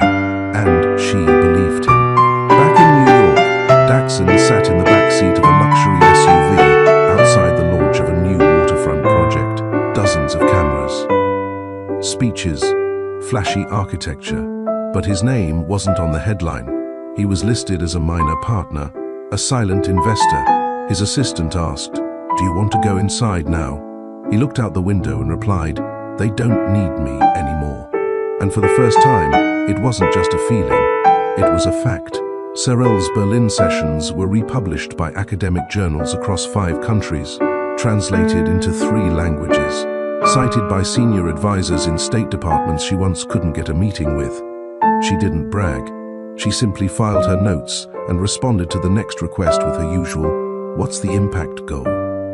Levan flew back to Zurich, but before leaving, he handed her a small card. No pressure, no demand, just a note. "When you're ready to build something beyond policy, I'll be right here." She folded it, placed it in her passport. A week later, Cyril returned to Newark, not to speak, not to perform. She walked into the small bookstore her father once owned, now restored, reopened and renamed Vaughan and Daughters. The manager smiled. "We kept the layout, mostly." Cyril walked the aisles slowly. Her fingers brushed spines of books that once held her together during silent years. At the counter, a young girl whispered, "Are you her?" Cyril replied gently, "That depends on who she is.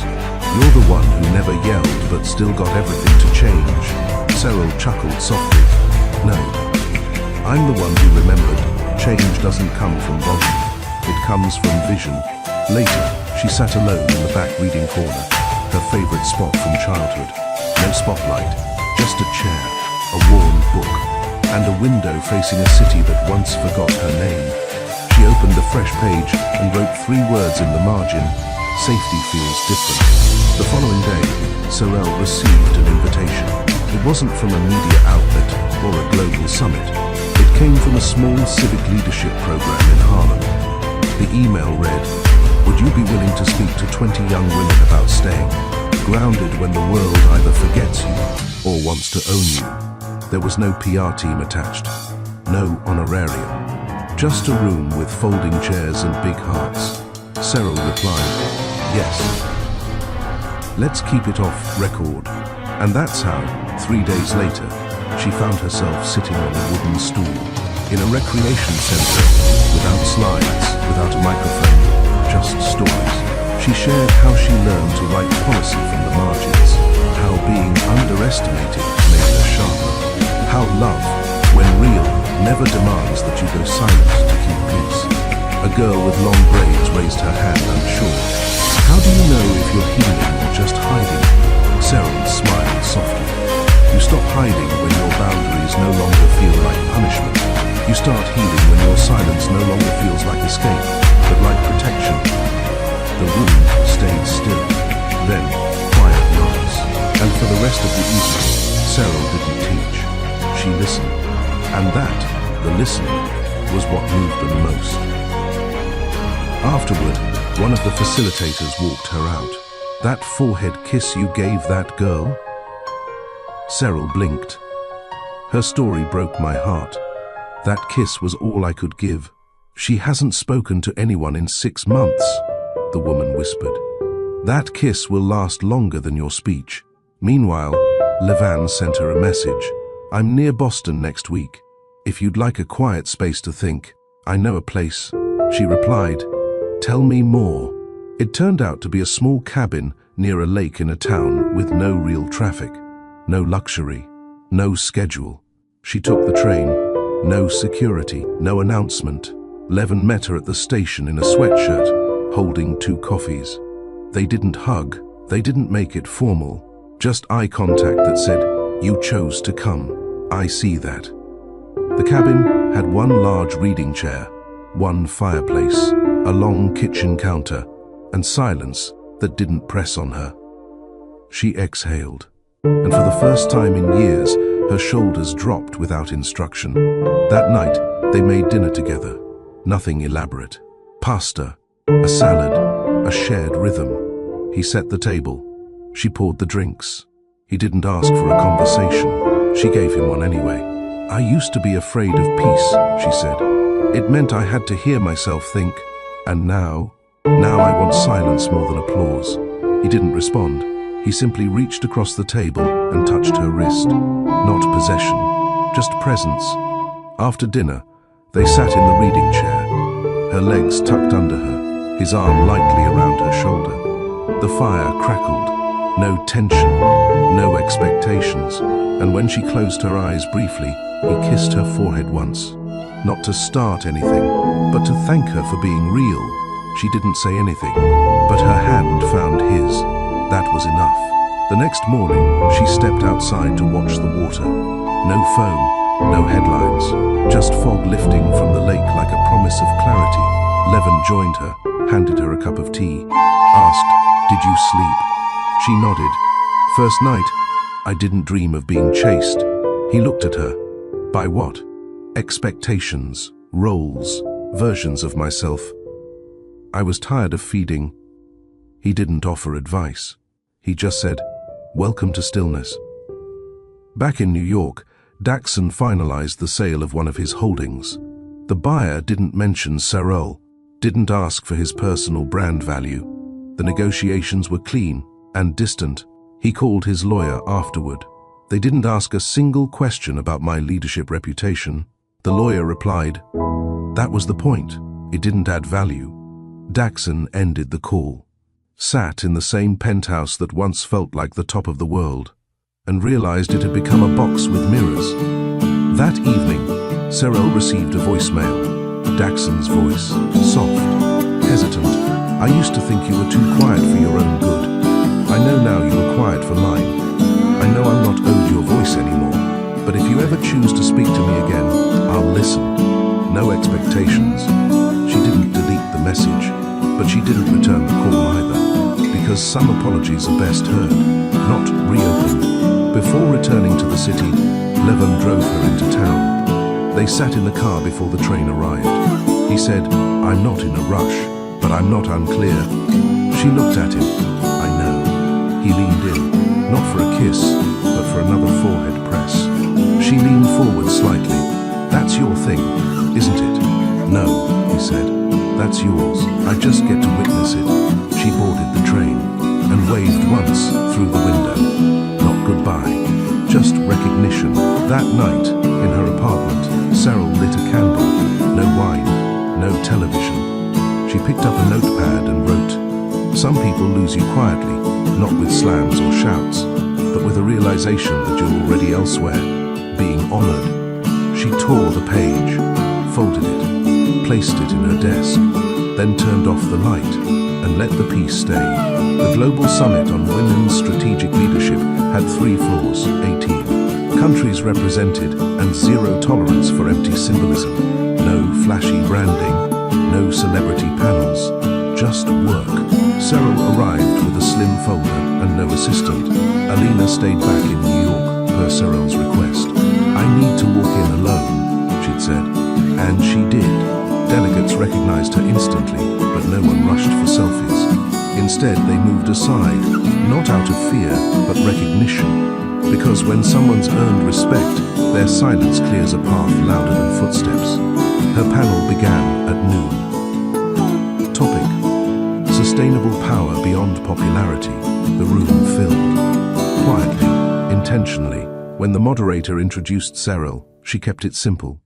"Today, we're honored to hear from a woman whose voice has shifted conversations without raising her volume."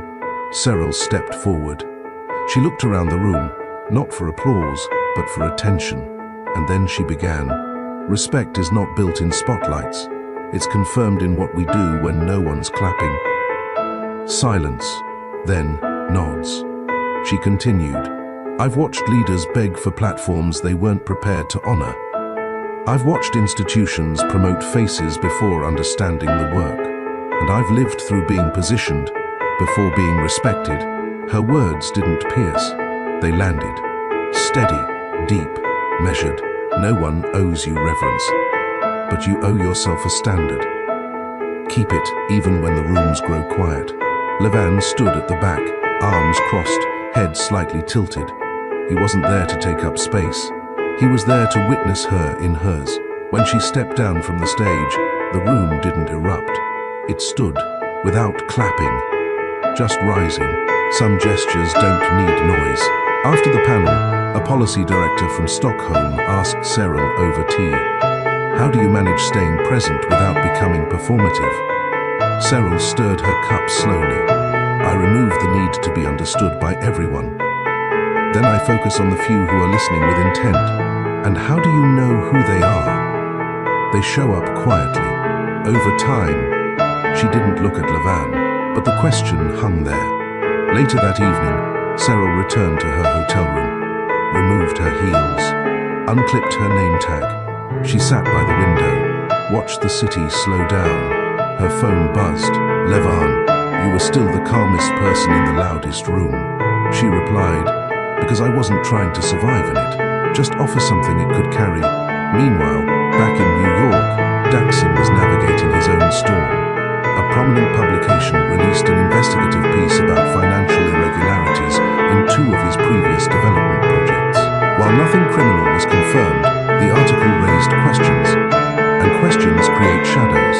One investor pulled out, 2 scheduled interviews were cancelled. A summit rescinded his panel slot without notice. He made calls, left voicemails, no one answered. For years, Cyril had buffered his brand with her credibility. Now, his calls met the silence he once mocked.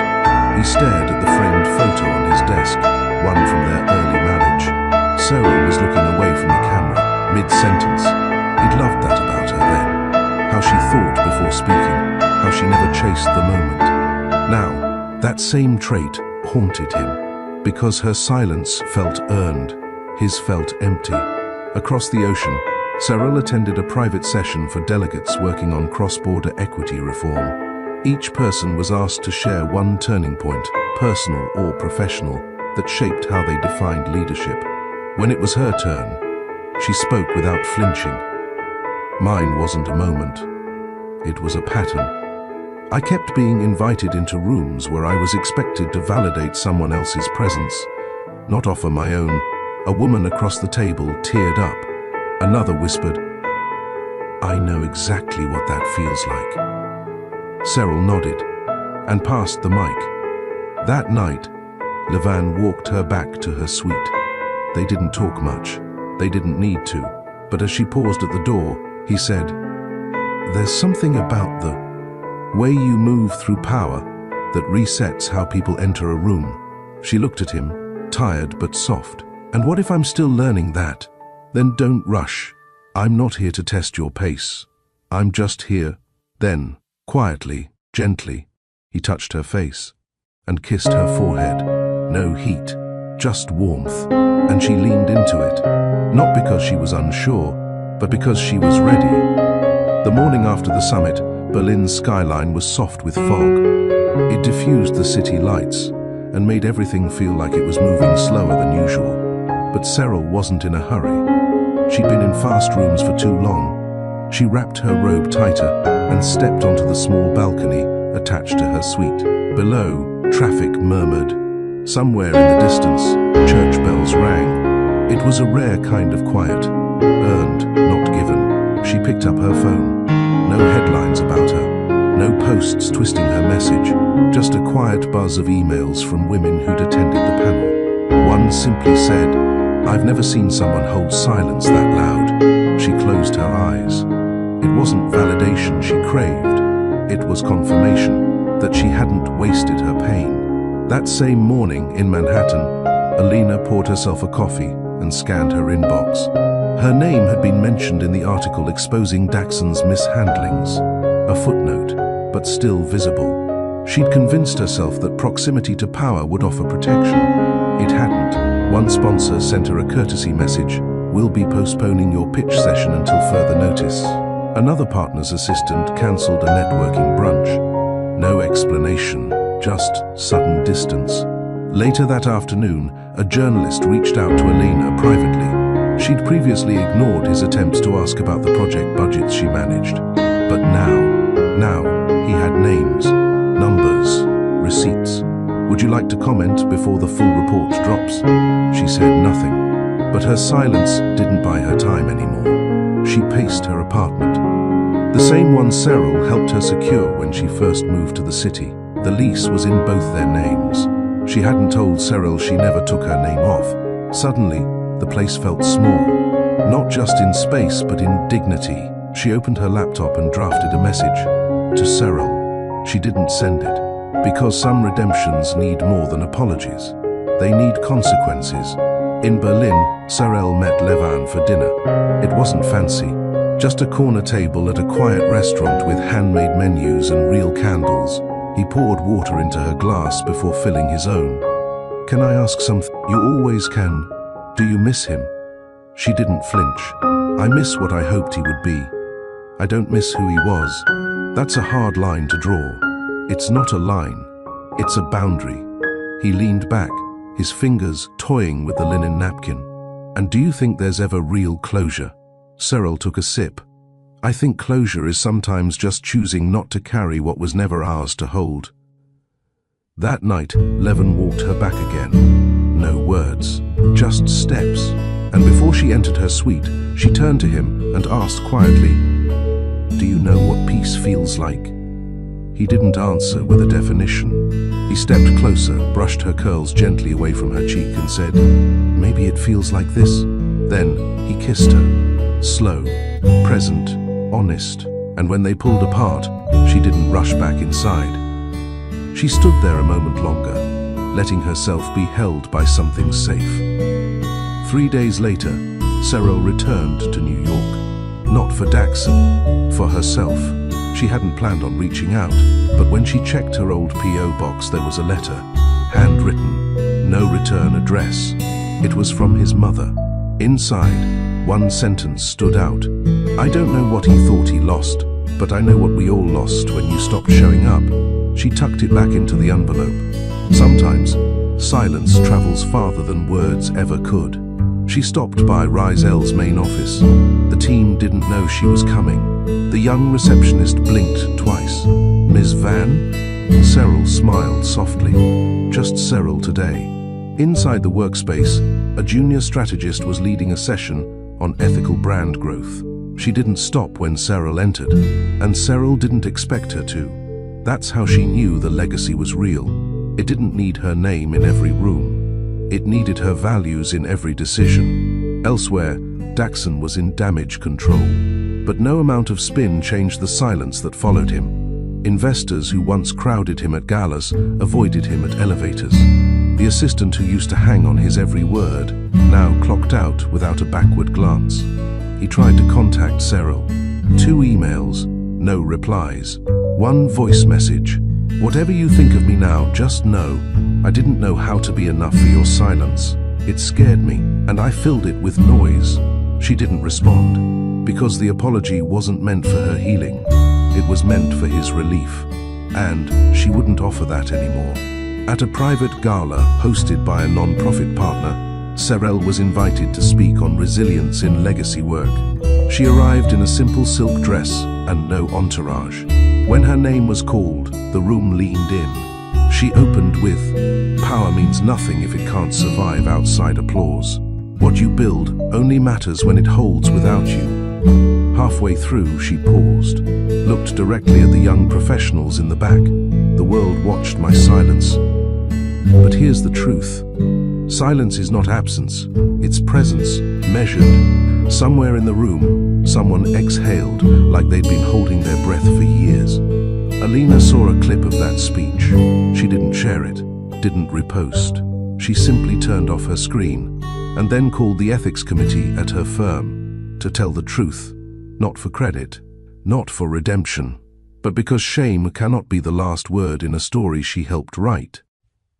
She knew the consequences would come, and they did. She lost her partnership track, but gained something else. She walked into her mother's home in the Bronx and said, "I'm not proud of what I did, but I'm proud I didn't let it keep happening." And her mother didn't scold her. She nodded. Sometimes the hardest path back is the honest one. Back at Cyril's brownstone, Levan helped carry groceries inside. He placed them on the counter, looked around and said, "It smells like cinnamon and clarity in here." She laughed, and then she kissed him, because the world could watch whatever it wanted. But this was hers. The morning light in New York was different. It didn't ask for attention. It assumed it. Wide, firm, and unapologetic, it poured through the kitchen window of Cyril's brownstone as she stirred.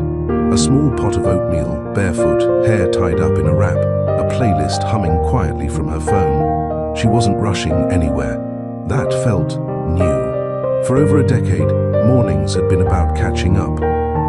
Emails, flights, press briefings, cleaning up other people's decisions, and apologizing for delays she hadn't caused. Now, the silence was hers. Not an absence, but a shift, a clarity. Behind her, Levan walked in, shirt still wrinkled from sleep. He placed his palm against her back without saying a word, then leaned in and kissed her shoulder. The quiet between them was not awkward. It was warm. A language. "You didn't sleep much," she said without turning. "Didn't want to miss this part," he murmured. She handed him a mug. "Then, you get to stir while I take a shower." He took the spoon from her, smiling. "Deal." As Cyril stepped into the steam of the bathroom, she caught her reflection. Not flawless, not filtered, but deeply hers. And she whispered, almost without meaning to, "Thank you." It wasn't about Levan. It was about space, about finally making room. That same morning, across town, Daxon's legal team met without him. Not out of disrespect, but efficiency. His name, once shorthand for decisive leadership, had become a risk factor. They were no longer managing a brand. They were managing fallout. Investor withdrawals had doubled in the last week. 3 partners were filing for financial misrepresentation, and a federal investigation into offshore accounts had quietly opened. None of this surprised Cyril. What did surprise her was a call, not from him, from his sister. "Can we talk?" the voice asked over voicemail. I think I owe you clarity." Cyril didn't respond right away, because forgiveness in her world was not a performance, and clarity didn't need an audience. She waited 2 days, then sent one sentence, "If you're ready for truth, I'll meet you." One time, no second chances. They met at a small cafe in the Lower East Side. No photographers, no security, just 2 women, both aged by what they'd seen, though only one had chosen to grow from it. "Thank you for agreeing," the sister said. "I didn't do this for you," Cyril replied. She stirred her tea, waiting. The woman, Adra, sighed. I knew about the assistant, about how he used your name to raise funds. I knew and I said nothing. I told myself I was protecting the family, but really, I was protecting my comfort. Cyril didn't flinch. She'd expected deflection. What she got was a rare kind of discomfort, truth in raw form. I'm not asking for your forgiveness, Adra continued. I wanted you to know I saw it. And I was wrong. Cyril nodded once. Then we're clear. Adra's shoulders slumped, as though she'd been holding breath for years. They didn't hug. There was no need. Closure wasn't always reconciliation. Sometimes it was just acknowledgement. That evening, Cyril stopped by the local school where Rizel had launched a new mentorship program. She didn't wear a name tag, didn't introduce herself as the founder. She sat in the back, watching two teen girls lead a discussion on self-worth. One girl, barely 17, stood and said, "My sister told me that silence is a weakness, but now I know. Silence is where I decide what gets to grow." Cyril felt her throat tighten. The legacy was moving, and it didn't need her to narrate it. At Alina's office, consequences had settled like dust. Her badge still worked, but her desk had been cleared. The ethics committee placed her on an indefinite suspension. No severance, no press statements. She packed up what little was hers. And for the first time in a long time, she didn't craft a strategy. She went home, to the Bronx. Her mother opened the door and simply said, "Finally." Alina sat down at the kitchen table and cried. Not for pity, for release. "I was scared to tell the truth." Her mother poured tea, slid it across the table, and said, "Scared doesn't disqualify, right? It just means it costs more." Alina nodded, wiping her face. "I don't expect anyone to forget. They won't," her mother replied, "but they might notice if you don't repeat it." The truth didn't erase what Elena had done, but it made space for who she might still become. Meanwhile, Daxon stared at an old photograph. It was framed, oddly, in his guest bathroom. One of the few places Cyril had never stepped into, calling it wasted space. The photo was from their early years, a conference in Geneva. She'd been speaking to a group of young women. He'd been watching from the side, eyes full of awe. That version of him felt so far away. He didn't know how to return to it. And maybe that was the point. Some men don't get redemption arcs because they confuse access with ownership, silence with surrender, love with utility. That weekend, Cyril and Levin took a walk along the West Side waterfront. No agenda, just time. He reached into his coat and pulled out a small folded paper. "What's this?" "An idea," he said. She unfolded it. A proposal for a new community space, led by women, funded ethically, tied to no legacy but its own. "I've been thinking," he said. "You've held so much for others. Maybe it's time you build something that doesn't require your past to justify it." She looked at him, not with awe, but with peace. "You're not scared I'll outgrow you." He smiled. "I hope you do, and I hope I'm standing close enough to clap." She took his hand. "Because some men don't fear your light. They walk you toward it." And in that moment, with wind in her curls and warmth in her chest, Cyril Van didn't feel like a woman who'd lost everything. She felt like a woman who'd chosen what to carry forward. And that made all the difference. Cyril stood in front of the mirror, pinning her curls up one coil at a time. Her reflection didn't ask for permission, it held space. The scar near her left collarbone from a college cycling accident, the softening under her eyes that came after sleepless months, the slight crease from raising a brow too many times in boardrooms where her voice had been overlooked. None of it made her lesser. All of it made her real. Behind her, Levan stood in the doorway, arms crossed, a quiet smile playing on his lips. He was already dressed, collar open, shoes still in his hand. "You keep looking at me like that," she said without turning, "and we'll be late."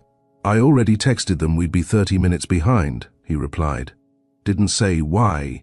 She arched a brow in the mirror. "And what makes you think they won't guess?" He stepped in, pressing a soft kiss to her bare shoulder.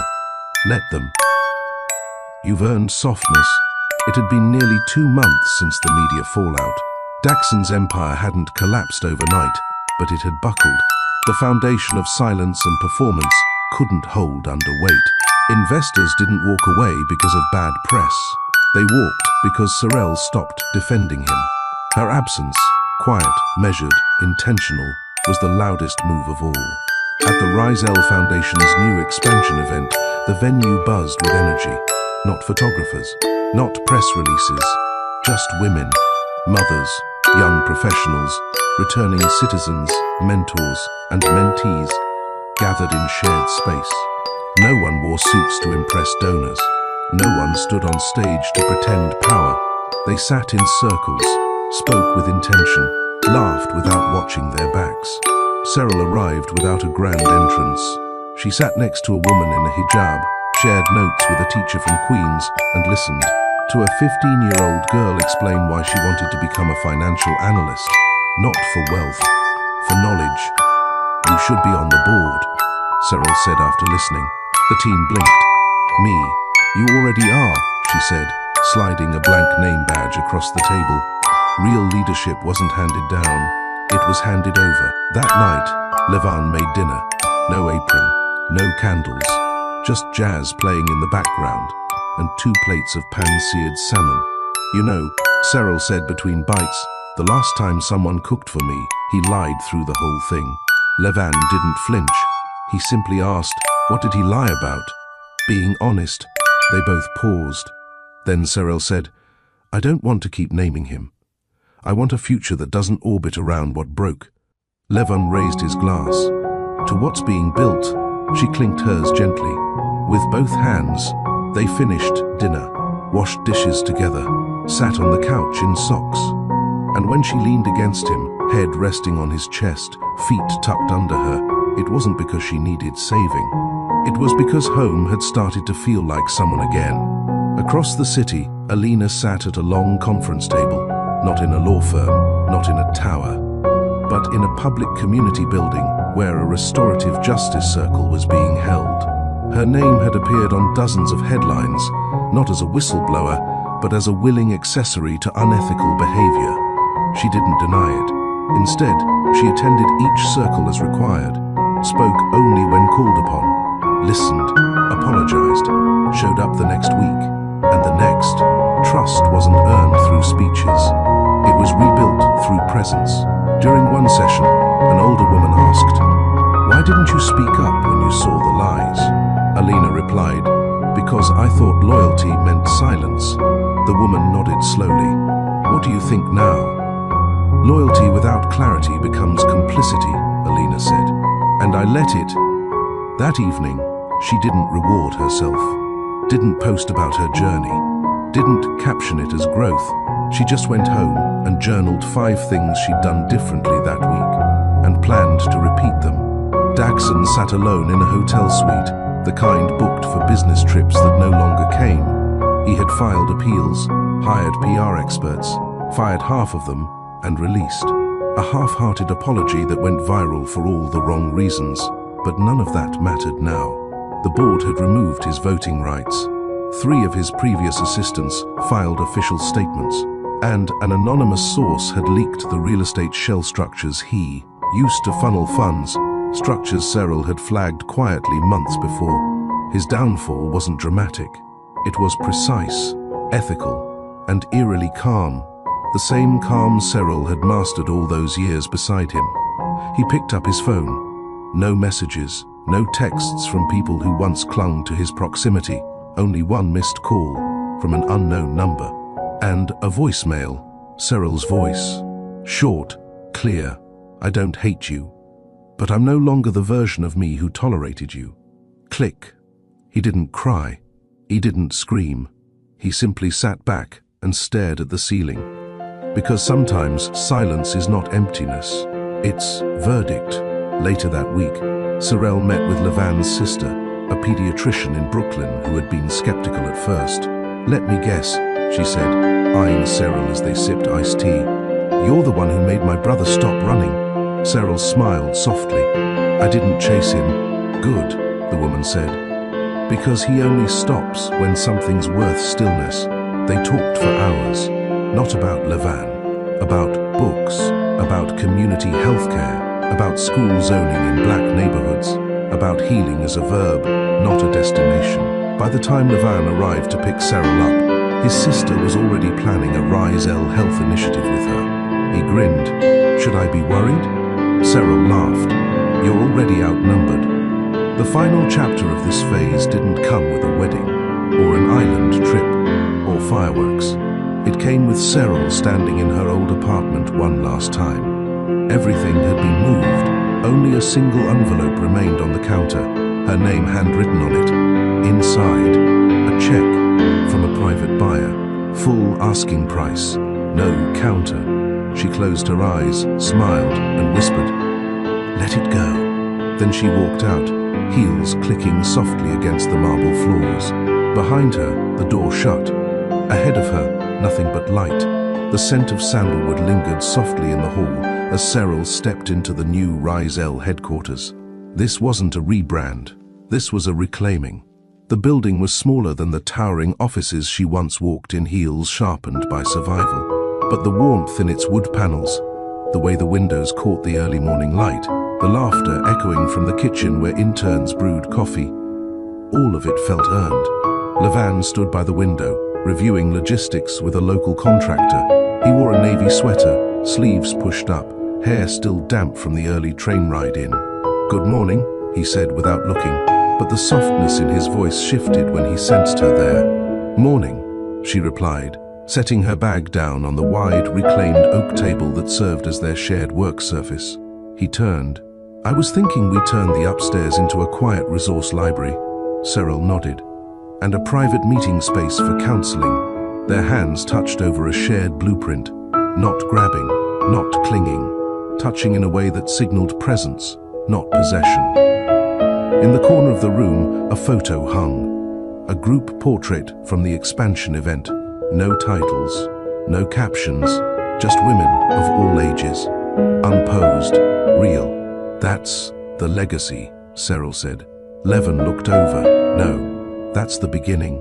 Across town, in a quiet cafe lined with vintage typewriters and exposed brick, Elena sat with a legal pad in front of her and a half-eaten muffin beside it. She wasn't back to corporate consulting. She hadn't returned to executive assistant roles. She was taking a certification course in mediation. The irony wasn't lost on her. But growth doesn't ask for irony's approval. Her phone buzzed. A message from one of the women in her justice circle. "I didn't go off on my cousin today. I heard her out. I'm trying," Elena replied. "Proud of you. Trying is the first version of healing." She smiled, folded the page she had been writing on, and titled it, "Accountability is not punishment," because that's what she was learning too. Being held accountable didn't mean you were disposable. It meant you were human. And healing from being the accomplice meant facing the mirror longer than you faced the crowd. Daxon's silence wasn't a retreat. It was a reality. He still lived in the same suite, now a long-term lease, because no property under his name held value anymore. The banks had done their part. The board had done theirs. But it was the cultural shift that made the final dent. People didn't flinch when he walked into rooms anymore. They simply walked out, not in fear, in disinterest. He tried speaking at a real estate podcast event once. Only 6 people showed up. 5 were students. 1 was a man looking for a refund. His name didn't matter the way it used to. And maybe that was the true punishment. Not public humiliation, irrelevance. Meanwhile, Cyril sat in a small classroom at a local high school where Rise L had partnered with the district to offer weekend career seminars. The young women were tired. Some were distracted. Some were defensive. But they showed up. That was enough. "I'm not here to promise you life gets easy," Cyril said. "But I am here to say hard doesn't mean impossible." A girl in the back, hoodie pulled low, asked, "You ever get used to being underestimated?" Cyril smiled, nodding slowly. "You stop craving proof from people who don't know how to value you." There was a pause, the kind that settles in when truth lands, and then a hand raised. Another voice asked, "How do you know who to trust?" Cyril answered, "The ones who show up after the applause ends." They stayed an hour past time, because when truth is real, people don't rush, they lean in. That night, Levan came home with paint on his hands. Kitchen or rooftop? Cyril asked, already eyeing the trail of turquoise on his knuckles. Both, he replied, but I didn't mess up your bookshelves. They stood in the doorway for a moment. Then he asked, "You happy?" She thought about the question. "I'm not chasing peace anymore," she said. "I live in it." He walked over, brushing a strand of hair behind her ear. "Then we're good." "Why?" "Because I don't want to be your reason. I want to be part of your rhythm." They didn't kiss dramatically. They didn't fall into bed with cinematic urgency. They just hugged, long enough for everything not said to feel heard. Miles away, Elena stood outside a modest townhome. She was volunteering with a restorative non-profit that offered weekly meals and mentorship for re-entry women. She wasn't on stage. She wasn't quoted. She was slicing sweet potatoes and asking women if they preferred apple cider or cranberry juice. She helped them set up vision boards, not for aesthetics, but for self-direction. And when a woman leaned over and asked, "You used to work with him, right?" Elena didn't deny it. "I did," she said. "And I didn't protect who needed protecting." The woman nodded. "That takes guts to admit," Elena replied. "That's the easy part. Changing is the gutsy part." The woman laughed softly. "Then you got guts, sis." At the Rizal office, the mentorship board grew longer. More names, more connections. Cyril stepped back one morning, reviewing updates. Beside her, a young intern from the Bronx said, "We should call it the Echo Wall." "Why?" "Because when you see your name, you remember you exist beyond survival." Cyril blinked. That was it. The work wasn't about branding. It was about echoing back the power people had been trained to forget. "Echo Wall it is," she said, smiling. Later that day, Levan brought over a drill and mounted the title plaque. No fuss, no press, just names, stories, continuity. In the quiet of their shared home, Cyril read an old email she'd once drafted and never sent. It had been to Daxon. In it, she had tried to explain everything. Her hurt, her loyalty, her patience, her silence, her breaking point. She deleted it because she didn't owe him a recap of her becoming. She owed herself presence. Beside her, Levan was asleep on the couch, a half-read book on his chest, and his hand loosely holding a pen. She took a photo, not for social media, for memory, for proof that healing wasn't always loud. Sometimes it looked like rest. The annual Equity and Women's Justice Forum was quieter than most high-profile events. No red carpet, no grand orchestra, no luxury brand sponsorships, but it was full of women in sensible heels and worn sneakers, men with notebooks, not microphones, survivors and builders, listeners and learners. Cyril didn't ask to be the opening speaker. The committee had chosen her unanimously. She stood behind the podium. Her dress was simple, a soft grey wrap style with sleeves to her wrist, and a chain of her late grandmother's around her neck. There were no prepared jokes, no shock value slides, only a truth the room was already primed to receive. "I'm not here to talk about betrayal," she began. "We've all seen it, felt it, survived it." Heads nodded. "I'm here to talk about what happens when the dust settles and you realize silence wasn't your weakness. It was your strategy." A soft inhale swept through the room. Silence gave me room to listen, and what I heard was my own power returning. She scanned the crowd.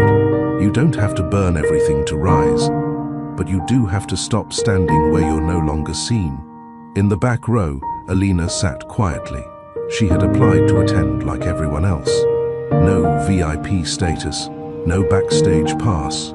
When Cyril stepped off the stage, applause shook the room, not because it was loud, but because it was whole.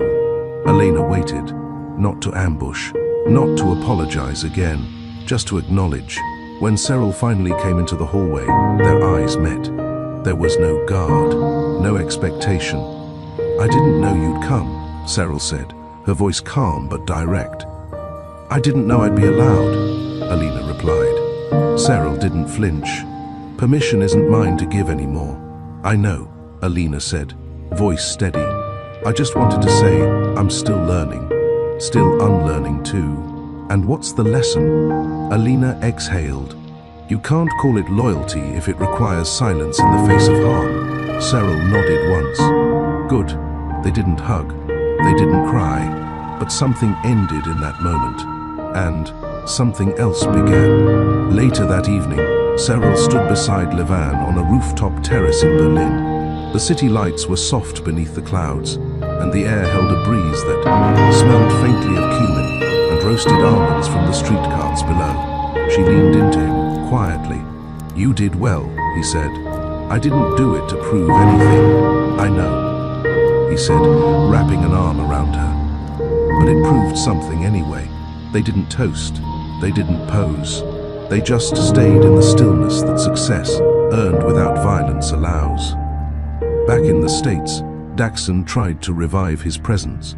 He attempted a rebrand, posted long reflections online about growth and lessons learned. He filmed a podcast episode from a rented studio, wearing a fitted turtleneck and quoting authors he'd never read. Comments were disabled after 2 hours. Because accountability can't be content, it has to be consequence.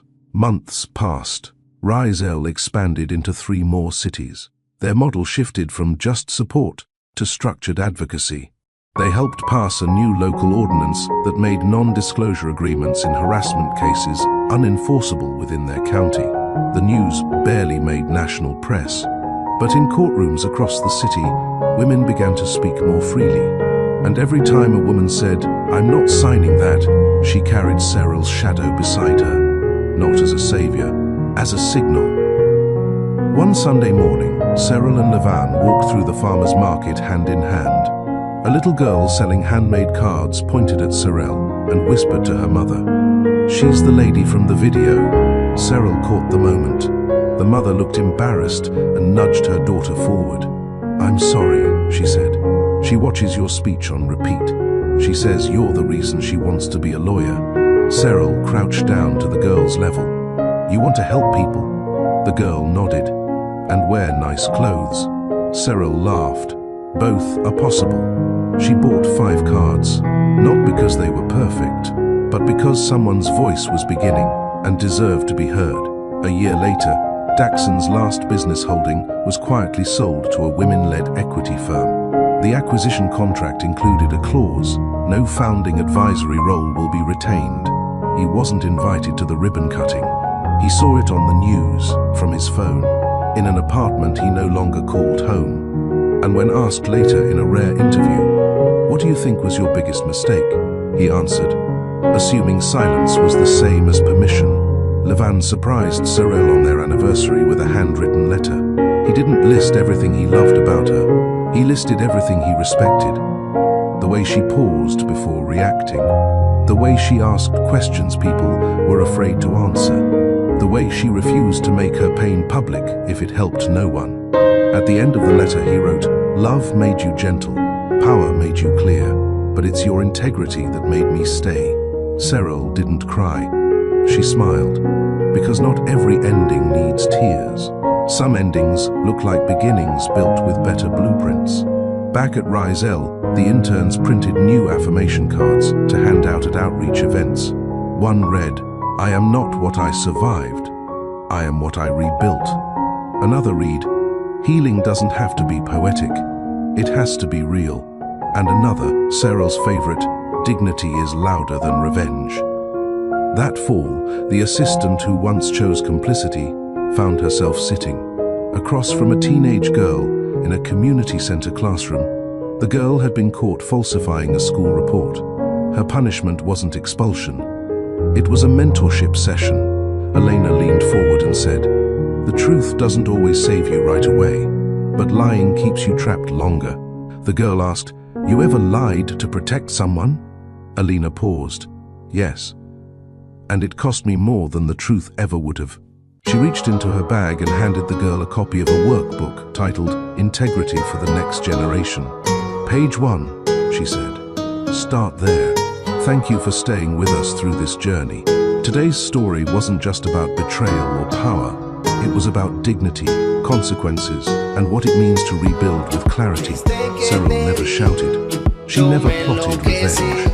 But she made every decision count. She showed us that silence isn't weakness when it's strategic, that walking away doesn't mean losing, that real strength lies in what you choose not to become. Levan reminded us that love isn't loud. It's present, it stays, it listens, it supports without asking for credit. And, Alina, she paid the price, but she learned. Growth doesn't excuse betrayal, but it proves that redemption starts with ownership. As you go through your own life, remember, dignity protects your power. Proof speaks louder than suspicion. Loyalty without presence is a performance. And sometimes, the best revenge is peace. If this story moves you, share it. Comment below on the moment that stayed with you. And if you're ready for more stories like this, subscribe to Mr. Charles Stories. We have so much more to tell you. From all of us here